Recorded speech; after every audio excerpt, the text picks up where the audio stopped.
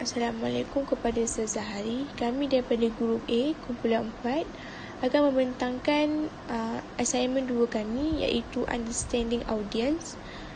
Kumpulan saya terdiri daripada Nasrul, saya iaitu Azwar, Aizat dan juga Fatihah.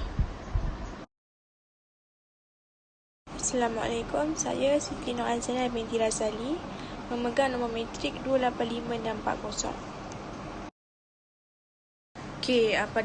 Marilah kita pergi kepada pengenalan produk. Kumpulan kami telah memilih produk batik dan menamakan produk itu sebagai produk NAB Batik Sendian Berhad. Mengapa kami pilih batik sebagai salah satu produk kami? Kerana seperti yang kita tahu sekarang ini, corak batik ataupun batik itu telah menjadi trend semasa. Jadi kami memikirkan apa kata kami mengeluarkan batik bukan hanya tertumpu kepada baju sahaja, tetapi kita juga tertumpu kepada pengeluaran seperti cadar, beg dan juga kotak pensel ataupun dipanggil pensel case. Akibat corak batik yang menjadi trend sekarang, jadi kami memikirkan permintaan untuk setiap barang seperti beg, kotak pensel dan juga cadar ini akan menjadi permintaan yang banyak.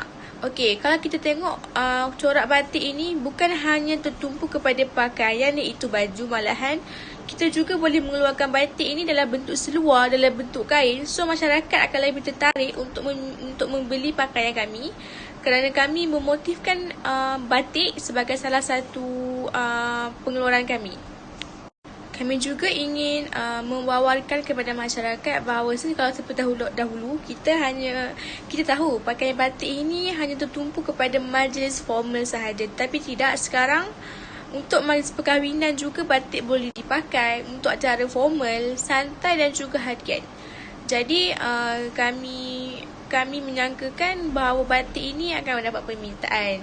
Kami juga bukan itu sahaja, Tujuan yang paling utama mengapa kami memikirkan untuk mengeluarkan produk batik ini kerana yang pertama untuk keuntungan kami sendirilah, di mana sekiranya keuntungan kami meningkat, kami dapat meningkatkan KDNK negara dan membuka peluang pekerjaan kepada mereka yang memerlukan pekerjaan.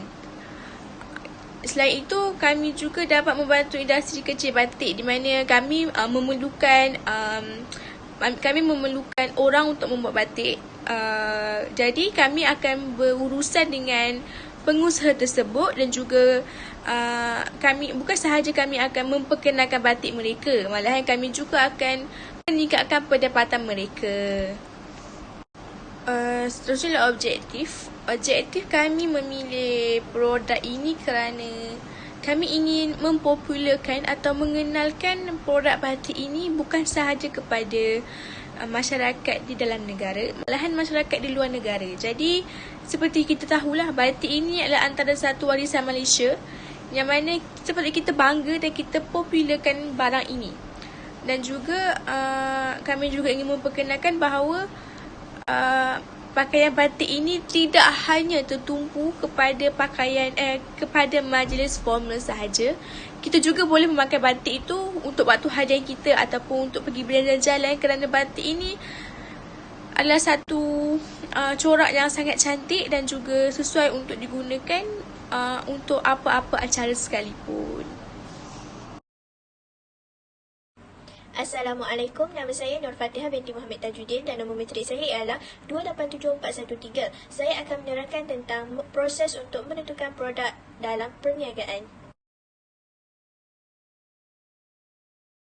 Terdapat 5 proses dalam menentukan produk perniagaan. Yang pertama ialah proses input, iaitu terdiri daripada bahan mentah, modal, insan, teknologi, keusahawanan dan modal yang diperlukan dalam proses pengeluaran. Proses yang kedua ialah proses tambah nilai. Aktiviti tambah nilai dalam proses pengeluaran melibatkan penukaran input pada output dengan menggunakan manusia, bahan, pengetahuan dan juga teknologi. Proses penukaran input melibatkan perubahan dari segi bentuk rupa, warna, rasa dan saiz yang menukarkan kepada bentuk produk yang lain. Yang ketiga ialah output. Output merupakan barang siap atau produk akhir hasil daripada sesuatu proses pengeluaran. Seterusnya ialah proses pemasaran. Proses ini adalah suatu usaha mengagihkan barang siap atau produk akhir kepada pengguna sasaran. Ianya melibatkan aktiviti pemasaran seperti mengkaji pasaran, memilih pasaran dan membentuk campuran pemasaran iaitu penjenamaan dan pembungkusan produk, promosi dan penentuan harga secara pengedaran produk kepada pemborong dan juga peruncit. Akhir sekali ialah proses untung atau rugi. Untung yang diperoleh adalah lebihan hasil dari jualan ke atas stok. Jika hasil kurang daripada kos, perniagaan terpaksa menanggung kerugian. Keuntungan yang diperoleh digunakan untuk membesarkan lagi perniagaan seperti membuka cawangan, membeli stok baharu serta meningkatkan penggunaan teknologi dan lain-lain. Seterusnya saya akan menerangkan tentang proses perniagaan kumpulan kami iaitu NMB Batiks.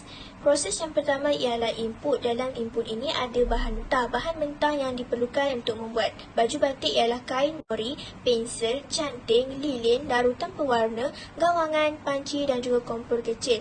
Modal insan bagi syarikat kami ialah pekerja. Yang ketiga ialah teknologi. Teknologi yang digunakan ialah mesin jahit dan juga mesin pencetak batik. Seterusnya adalah proses tambah nilai. Penghasilan baju batik daripada pemprosesan mencanting batik akan ditukarkan menjadi barang akhir iaitu baju batik dengan menggunakan mesin jahit dan peralatan yang dikendalikan oleh para pekerja.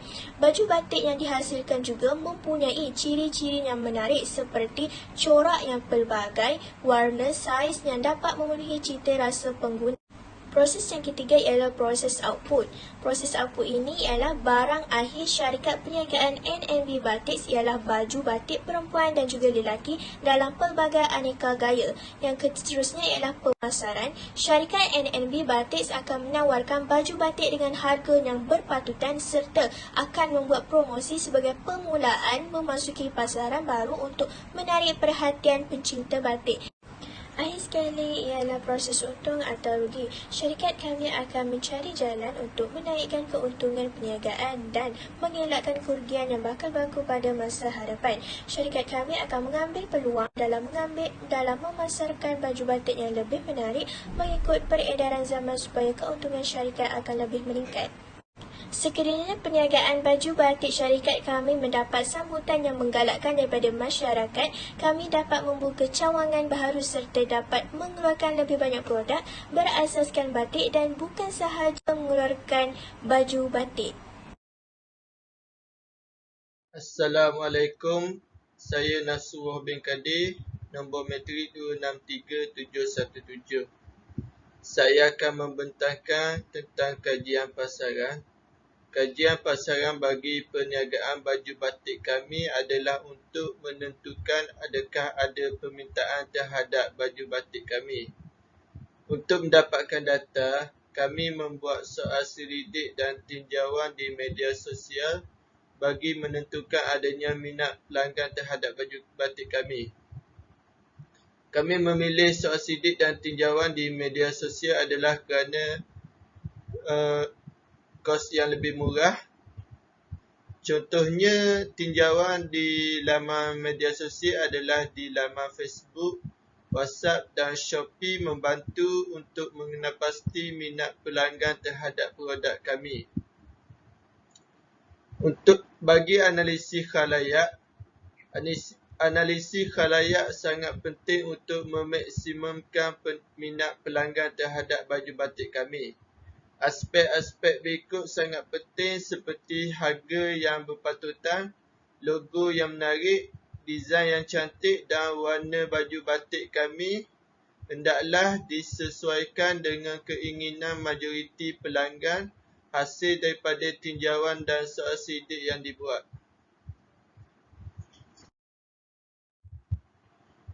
Bagi segmentasi pengguna dan faktor penentuan, dalam teori perniagaan, biasanya terdapat 4 bahagian dalam menentukan segmentasi pengguna. Bagi yang pertama adalah segmentasi demografi. Contoh segmentasi demografi adalah agama, bangsa, usia dan jantina. Yang kedua adalah segmentasi psikografi. Contohnya gaya hidup, minat kepercayaan dan nilai kebendaan seseorang. Yang ketiga adalah segmentasi tingkah laku.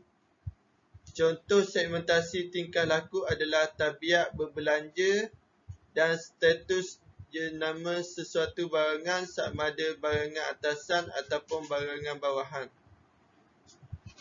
Yang keempat adalah kawasan geografi. Kawasan geografi memfokuskan kepada jualan kawasan anda. Contoh jualan baju batik di kawasan bandar besar seperti Kuala Lumpur, Selangor, Pulau Pinang dan Johor. Antara faktor yang perlu diambil kira oleh perniagaan kami untuk memaksimumkan jualan baju batik adalah faktor harga. Hal ini kerana faktor harga memainkan peranan yang sangat penting di dalam membina syarikat kami. Adakah bakal pelanggan yang berminat mampu membeli produk kami? Setelah tinjauan dibuat, julat harga yang diinginkan oleh bakal pelanggan adalah RM50 hingga RM100. Jadi, syarikat kami akan berusaha untuk menetapkan harga di antara julat RM50 hingga RM100 seperti yang diinginkan oleh bakal pelanggan. Sekian, terima kasih. Seterusnya, saya akan serahkan pembentangan ini kepada pembentang yang seterusnya.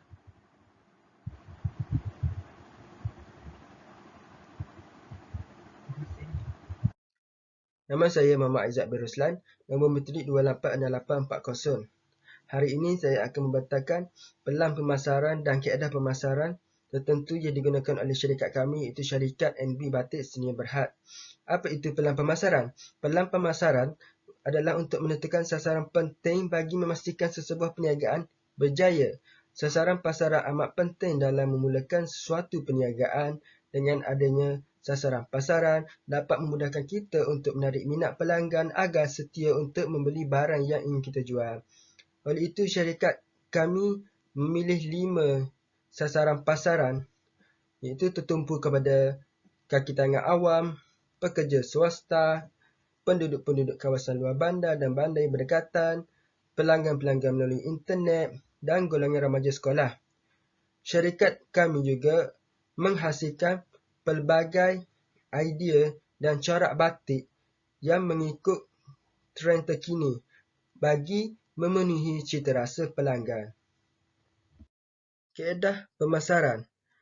Kaedah pemasaran adalah satu proses sosial dan pengurusan di mana individu atau kumpulan memenuhi keperluan dan kehendak mereka melalui penghasilan dan penukaran produk atau nilai di kalangan mereka. Yang pertama adalah harga. Harga mampu milik barangan batik kami adalah mengikut jenis dan kualiti kain batik, tetapi harga istimewa akan diberikan untuk pelanggan. Tetap salah satu cara kami untuk memperkembangkan lagi produk batik kami. Produk perkhidmatan, kami menawarkan kain batik pelbagai corak mengikut trend semasa, baju batik lelaki, baju batik perempuan dan lain-lain lagi, dengan pelbagai saiz, kualiti dan corak mengikut citarasa dan kemampuan pelanggan. Di era yang mahal ini, pastinya terdapat banyak orang yang menyukai promosi produk atau penjualan. Kami boleh menambahkan tawaran promosi produk ke iklan yang kami pasang. Sebagai contoh, kerana produk kami adalah produk baru, kami akan memberikan promosi beli 1 percuma 1. Promo ini berkesan kerana akan menarik perhatian kepada pembeli yang ada pada awalnya hanya ingin mencuba. Sebenarnya boleh menjadikan pelanggan tetap kerana kualiti produk yang kami tawarkan. Kaedah pemasaran yang ketiga, iaitu periklanan. Hampir sebahagian daripada masyarakat kita masing-masing mempunyai alat atau telefon pintar tertentu. Ini mesti masuk ke dalam senarai kaedah pemasaran produk kami. Kami boleh melakukan pemasaran atau beri iklan di laman web atau beberapa media sosial seperti Instagram, Facebook, Twitter dan sebagainya dengan detail harga dan promosi barangan batik kami dipaparkan untuk tatapan bakal pelanggan. Persaingan pasaran yang keempat, menentukan pesaing agak sukar bagi kami menentukan pesaing kami secara tepat. Ini terutama bagi pasaran di Semenanjung Malaysia yang lebih terkenal sebagai pengeluar kain batik yang terkenal terutama di negeri Pantai Timur. Namun kami yakin mampu memberi saingan kepada mereka terutama dalam aspek kualiti dan strategi pemasaran yang lebih meluas.